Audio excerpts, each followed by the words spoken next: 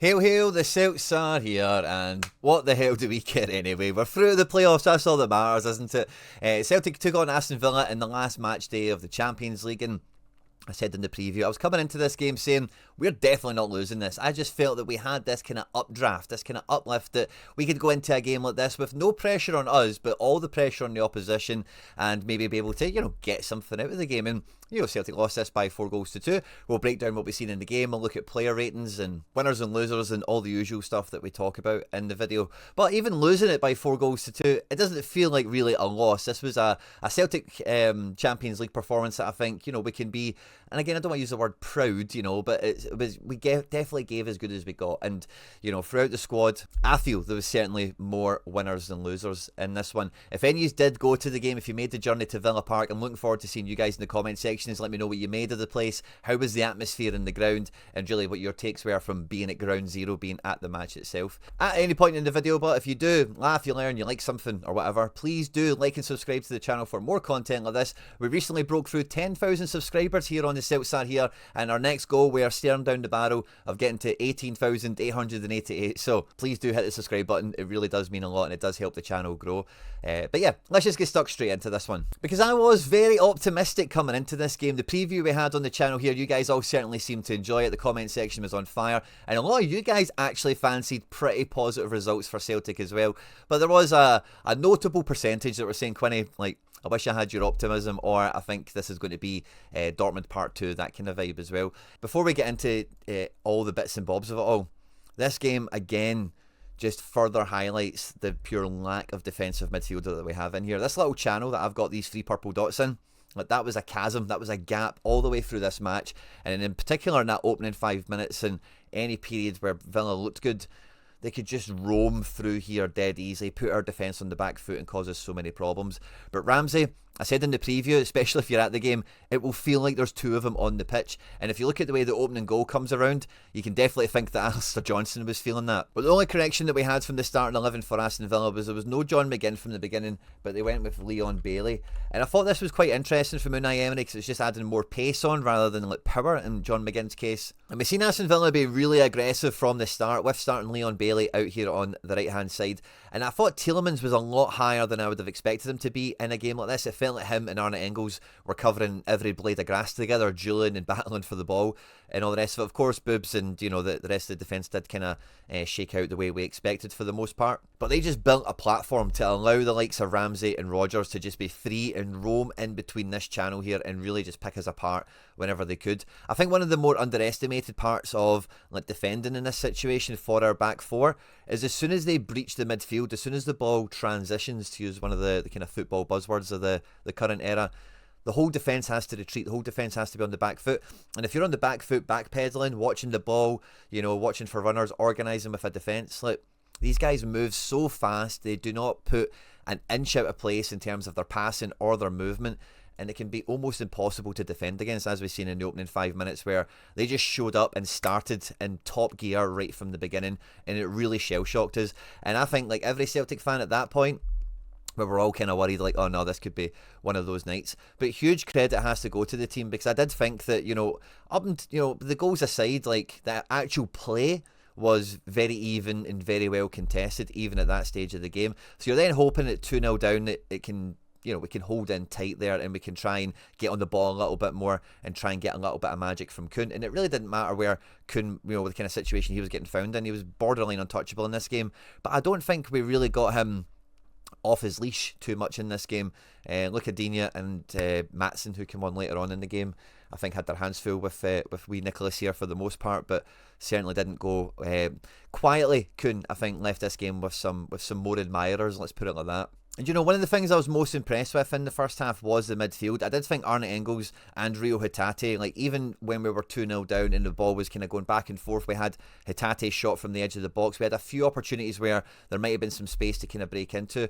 I just felt that, both of these guys in this kind of real box-to-box shift that they had to put in. Hatate more so, because it did feel like when Aston Villa had the ball back in their half, Hatate was doing that same kind of job with typically see Hatate do, where he supports the forward and a little bit of pressing action. It didn't feel that Yang and Kun were really on for the press here. They were being a bit more conservative. But Hatate was ever present in the forward positions, and if you actually go and check his heat map out in this game, like his most frequently found position in the pitch was right back here, or left back here. But really both sides of the ball, especially in that key time where it did go 2-0 down, and if the game did really run away from us in the opening 20 or 30 minutes, it could have been a totally different night. And I think the efforts of Hatate and Engels especially were hugely pivotal to that. Now, we obviously get the injury to Matty Cash, who, like, Yang isn't coming out of this game really changing anyone's opinion, don't get me wrong, right? But him versus Matty Cash, like I mentioned in the preview, like, that's just a physical contest. Two guys that are quite strong, two guys that are pretty fast and pretty direct, and Matty Cash ends up leaving the game injured. Now, this really put Aston Villa on the back foot, really put them on red alert.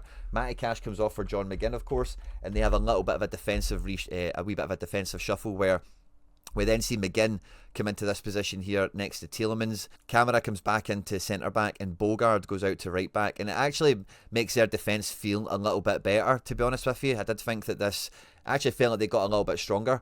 But in the transition of the subs happening and them kind of reshaping up, McGinn finding his spot in the team, and everyone just kind of rerouting, as it were, we were absolutely switched on. And I do feel that kind of halfway point through the first half, that little rally, that little team talk that Brendan Rodgers got into the players was hugely pivotal in the quick turnaround, the quick switch of play, as it were, because with the right back guy totally caught out of position, we get a really nice little switched on bit of play where Yang plays the ball inside into Hatate, and then he just plays it over the top brilliantly for Taylor. Now, Taylor is very unlucky not to get an assist for this goal because John McGinn comes into the treat, of course, and it kind of bobbles off him before it comes to Idah for a great instinctive poacher's goal, a fox in the box, great finish from the big man, using his physical attributes to his benefit, and it really did just put the wind back into our sails really quickly. And at this point in the game, I'm saying pay Taylor what he wants, by the way, because if this is our backup, Taylor, and again, I don't think he's coming out with many plaudits from this game from some of the reaction I've managed to catch across just Celtic fans everywhere, I suppose. But, I quietly thought Taylor was pretty good in this game, considering he was against Leon Bailey, Morgan Rodgers, these kind of guys. I don't think he looked that out of place, to be honest with you. Now, yes, certainly there's a clear difference between Celtic and Aston Villa when it comes to the physical attributes, and yes, you could do better, of course, but, if we're going to have Tierney in, let's just say it now, he's going to be first choice. If Taylor just wants another couple of quid, just give him it. Because if we had to play Taylor in this kind of situation, worst case scenario, Tierney couldn't play, I'm fine with Taylor, right? I really am. And who else are you going to bring in at this stage? Another young guy on loan from Man City or something? Let's be real about it. So after he put that ball in and made that effort, and really across the whole game, if he wants another cup, just pay him it. And that goal was so satisfying for me because it was literally making the most of one little mistake, which at the Champions League level is the main currency of how these matches are won. One guy gets caught out of position because there's been a tactical reshuffle down to an injury, and we just absolutely exploit it. Now, right before this, it must be said, Alistair Johnson is again a quiet hero here with his clearance off the line for, I think it was Ollie Watkins, at 2-0 down, which again, right before we go and get this goal, that felt to me a bit of almost like a penalty save kind of moment. Yes, come on, Alistair, keep us in there. And for the second goal, we give them a little bit of a taste of their own medicine. Again, kind of similar to the first goal where Bogard is totally in the wrong position and we just absolutely exploit it.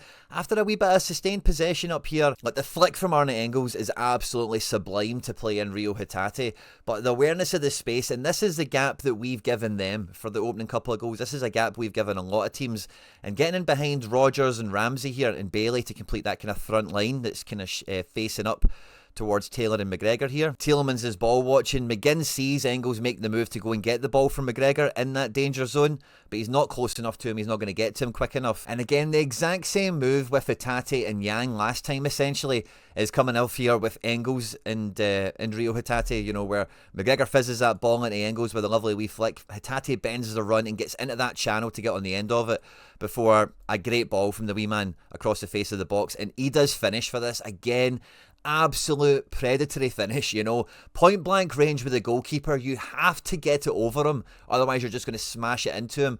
He chips it over him perfectly, puts a lot of power in it and puts it right into the roof of the net. And on top of the opening goal, that goal line clearance from Alistair Johnson, it was firmly game on. And really at that point, it was about keeping out the first half the way it was getting into half-time. But one of the things that was going to be clear from this match was the second half, Unai Emery and Aston Villa were going to come out with a plan B. You know, Rodgers did really well with us in that kind of little mid-half team talk kind of thing that we got. Around the 30th minute with the Matty Cash injury, and you just felt that Unai Emery was going to be back in there on the drawing board and was going to be, you know, devising a new plan of attack, and that was going to develop itself through the second half, of course. But for the third goal, you know, that really, you know, puts the balance of power back in control for Aston Villa in this one. Scales is getting a lot of you know, criticism for how high up the pitch he's getting caught here, trying to get close to Morgan Rodgers. But again, like I was saying at the tip-off, for the first couple of goals in this match in the opening part of the game, it's our lack of defensive midfielder that was really the problem. It's snuffing out Rodgers' runs, it keeping track of Ramsey. And again, just look at this picture here. McGregor is 5-10 yards off the edge of their box. Hatate and Engels are up there as well. Kuhn is just on right of picture. If Scales isn't there, no one else is.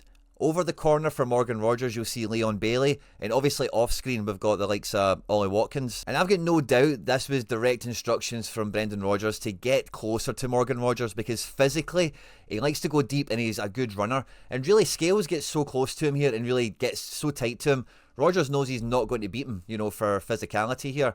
And with him kind of sensing that, hey, I've got a centre-back up here, you know, he just drops, he just comes away from him, just disengages, gets a little bit of space. McGinn puts the afterburners on and McGinn makes a run all the way up the pitch. And, you know, Arne Engels does great to hold him, but this is the difference between Arne Engels, who is still like cutting his teeth and still growing. He does everything to keep up with McGinn, but McGinn has got two things going for him here. Number one, that backside of his, and number two, his experience of knowing, like, I don't actually need to really beat you. I just need to make sure I get a really good pass off to one of my pals, you know. And like I mentioned already, Jacob Ramsey, it feels like there's two of them on the pitch, doesn't it? But again, he's able to get through this space. You know, Engels does great. Engels does a great shift of recovering from midfield. McGregor is MIA. Alistair Johnson is the only one halfway watching Jacob Ramsey. That's probably because he was like on his side of the pitch at the beginning of this move. But once we get to here, it's, you know, it's going to be end up in the back of the net. It's just an absolute cutting open. So again, we're exploited with that big, huge gap in between defence and midfield. And that, and in this case, for the third goal, we're getting caught out in their half, having that huge gap, which I don't think is like bad practice or anything necessarily, don't get me wrong. So I do think like Scales keeping a bit tighter to Rodgers within reason is something to do, but I think if, you know, the midfield could have been a little bit more aware for so often in this game, just the sort of interplay and just how quickly these guys get across the pitch. We might have done a little bit better at snuffing out one or two of these chances. Quite avoidable, you would say. It's not like there's been like Carter-Vickers OGs or crazy back passes, things like that have went against us, but it's just like really bad play. But we've played against a team that, especially the players that have really made the difference here, Ramsey and Rodgers especially, that are just like at the tippy top of European and world football. Like a good pal of mine, Harry, thinks that Morgan Rodgers' next move is going to be Real Madrid. And, you know, after watching him eventually bagging this hat-trick in this game, it does give me Benzema vibes of, I remember him bagging a hat-trick against Rangers when like Rangers were like, we were pretty good and all that, but I think it was like quite a shocking thing at the time. And he went on to Real Madrid quite quickly. I know there are different types of players and stuff, but I thought he was great. Rodgers, you know, I thought him and Ramsey were different level. And I think you can only ask your players to do so much when there is a difference in class. And the highlight I kind of gave Hatate and Engels earlier on is certainly the pass marks I give them for that. Is, you know, for the most part, this Celtic team, like, not to use this in a kind of, hopefully this doesn't upset anyone, right? But this looked like a Premier League match, like a top table Premier League clash in a lot of ways, where, you know, there was no one team greater than the other. Now, we are quite under strength here, right? And there's definitely something to be, again, taken from that and kind of as a positive, you know, for how close we were in this game, how well we did play. But also, Aston Villa aren't really on firing on full cylinders either with their defence, of course, even as throughout the matches we've seen how they had to manage it with the substitutions and whatnot. And at 3-0, I was a little bit surprised that Engels came off for Bernardo rather than McGregor, just because of this obvious chasm that they were playing in. If we want to keep it at 3-2 and maybe try and nick another goal, Palma comes on for Yang, of course. And it looks like he's now off to Olympiacos. So that's the number 7 jersey, free. Jota on the wing. Before again they swap their left back. And then we get a Celtic debut for Daniel Cummings. Now, I'm not too sure he actually touched the ball much in this game, to be honest with you, but it was good to see him. And I was going to make a Celtic B Youth Champions League joke around it when he came on, but I couldn't think of the words, you know, just like how, you know, didn't think I'd see another one of these games again this season or something, you know. McCowan comes on for Hatate, which is good to see him getting a wee Champions League berth at Villa Park. And then obviously right at the end we get Daizen Maeda coming in for Scales. And then we move Trusty on to the left-hand side of midfield and bring Daizen Maeda in to the right here. And I don't mind doing this, but I think like I could, as the fourth goal happened, as that Daizen Maeda error happened, I could just see him on Axom in like 10-15 years from now saying, at that moment he realised at this level you do not have any time on the ball, because that's just kind of basically what happened, sadly. It wasn't necessarily that he did anything terribly wrong or bad, but he was just like unaware of just how quick these guys are, how little time you actually have, and if you even make a fraction of the wrong touch or something like that, it's just going to be taken advantage of, as Watkins steals the ball off for Murray for Rodgers to complete his hat-trick, of course, right at the end. And looking at the player ratings for this match, I think it does kind of paint an accurate picture of kind of really how this game went. Sadly, Kasper Schmeichel is going to get slaughtered on the ratings for this, because he didn't actually save the penalty, which would have been a lot better for him, and we did concede 4 goals, so it's kind of hard for him to come out of this game very good. But he did make 3 saves, 3 from in the box, a nice sweeper keeper action in this game as well. Only, oh wow, I was going to say only 2 there, but it's actually 10 missed passes, which is must be a season high for Kasper Schmeichel. It really must be. So it just shows you, like, a little bit of that isn't even his passing being off. It's just that when he is then passing to Hatate, to McGregor, to whoever, that then they're in a much more difficult duel and it might not come off. So statistically, a poor showing from Kasper Schmeichel there. I do think Taylor deserved a little bit more on this. Sadly, doesn't get the assist, of course, but 2 interceptions. His duels. 3 lost, 2-1. I can live with that. Only 3 missed passes. Didn't really put a foot wrong. 2 tackles, 1. Makes some blocks as well. And yeah, I thought Taylor was fine in this game. Really, like, quietly A-okay. Alistair Johnson I thought was quite good as well. Did well. I think it was for the second goal. He really did the overlap and bursting forward, which bought McGregor a little bit of time on the ball. And again, Alistair Johnson did a lot of quiet, unseen stuff. Effective clearances, blocks, tackles, all in good volume here. Duels won and lost, again, exceptionally good considering the level of opponent he's playing. 4 interceptions as well. Only 3 missed passes. I thought AJ, again, quietly a hero of this game without really... one of the big things that AJ this season for us is seeing him breaking into the box, and there's none of that. But what he's shown and what we've highlighted already on the channel is he could play Champions League football for other teams. At right back, he is of this level. No 2 ways about it. Austin Trusty, of course, gives away the penalty, and I thought Trusty was I thought he was okay in this match without being, definitively that great or that bad. The penalty, I think, is rather unlucky, to be quite frank. 3 missed passes for him, an interception. Duel ratio is acceptable enough, I suppose. Tackles and clearances and blocks are all there in good volume as well. And statistically not coming out of it that great. And again, Scales, I don't think there was actually much, 1 interception, not that many duels he was involved in. And it's because a lot of this stuff was played in front of the defence, and then the balls are going in the channel in and behind them. So as you can see, the defence aren't really getting much of a chance to even engage with a lot of these attacks. Just with how quick and how precise they can be. So the defence kind of on to nothing here. Hatate does come out of it as a bit of a winner. I feel a lot of Celtic fans are really happy with the performance from Hatate in this one. Fouls and fouled at 1 each. No real defensive contribution here in terms of tackles and blocks and whatever, which does surprise me. The duels 1 to lost feels a little bit surprising as well. An interception, only 27 accurate passes. Our passing guys, look at how few passes we put out of place today. We were just absolutely crisp in that sense. A big chance created, 2 contests, 1 which is dribbles and stuff. He got his shot on target. And again, maybe statistically there's not as much to be captured here for Hatate. There's a lot of that stuff off the ball, being in the right position at the right time, pressuring them and cutting off passing lanes, that sort of thing, and supporting Adam Idah in the front line and recovering in the defence. It's quite a hard thing to statistically demonstrate or to capture, With Arne Engels, he gets an error led to shot, of course, in this one. He made 3 fouls, which I don't mind, because McGregor, as we'll look at in a second, barely engaged anyone, so Engels has to do a bit of that. 4 tackles, 1 from the big man. What a shift he put in defensively. 7 duels, 1, 4 lost, 1 interception. Very few passes, but again, only 1 of them missed. And then the final third, and again, this is a guy who takes corners and stuff for us. Only 3 balls into the box. One of them, that pass for Hatate, of course, that we mentioned. So again, very good performance for Engels. And I think if, for a lot of our players in this game, if you were looking at them objectively, they very much showed their level here. Champions League level is where we're at. But when we look at McGregor, again, I just feel like in this position, in these types of matches, for Celtic, for Scotland, he's just a lamb to the slaughter. No tackles won. He's got 2 interceptions here. I've got no idea when they happened, to be honest with you. I don't think they were terribly meaningful. Maybe I'm downplaying that. Feel free to correct me in the comment section. Duels won and lost. Like, he was only engaged in 3 duels in defensive midfield. 4 passes missed, 7 balls into the final third. No final third presence here. And yeah, he's involved in the second goal a little bit. I get that. But he's just... There's just no solution in this current midfield format for McGregor in this type of game. I would like to see him more in the Hatate position, but Hatate does, like, how do you move him out of that team? I thought he looked exceptionally well in that role. So, like, we're crying out for a real defensive midfielder to play in this. And some of you will say it could be Engels, right? And Engels, I think, is much better in that role we've seen in this match, box to box, You can't rely upon him to be that, a defensive midfielder. I keep saying it for the last month or so, but they need to be able to smell danger and just be in the right position. They might not always need to actually, like, tackle, get 10 tackles and win all their duels and be a man mountain and all the rest of it. But an actual guy that's just good at covering the defence better.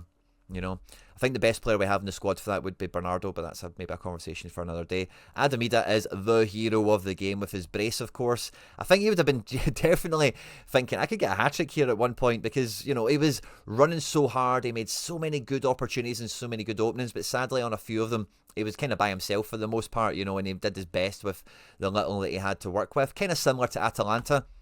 So again, a great vindication performance, I think, for Adam Idah. 4 passes missed for him, which I think, given the situation and where he finds himself on the pitch with support, etc., like we're mentioning, the statistics are quite minimal here in volume, but quite acceptable. 3 shots on target. I think, he'd be quite chuffed with that, and 2 goals to his name. Well done, Adam Idah. Nicholas Kuhn gets some stats in this game as well. 2 attempted assists, 4 balls into the box.